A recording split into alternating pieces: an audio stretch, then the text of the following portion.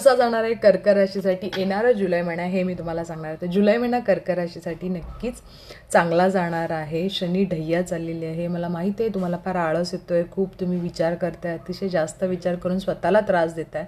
तर मी तुम्हाला सांगेन की या महिन्यात तुम्हाला काही गोष्टी फार शांतपणे करायच्या आहेत. ऑफिसमध्ये जर तुम्हाला काही टार्गेट मिळालं आहे, काही करायची इच्छा आहे किंवा नोकरी शोधत असाल किंवा काहीही चांगलं काही करत असाल तर प्लीज कृपा करून कोणाला सांगू नका, कारण यावेळेला तुमच्या या संधीचा कोणी दुसरा फायदा घेऊ शकतो. त्यामुळे स्वतःला शांत ठेवणं गरजेचं आहे. त्याचबरोबर कर्क राशीची शनी ढय्या चालली आहे, त्यामुळे आळस खूप जास्त आहे, स्वतःकडे लक्ष देत नाही आहे, लेझीपणा वाढला आहे, तर त्याच्याकडे तुम्ही लक्ष दिलं पाहिजे.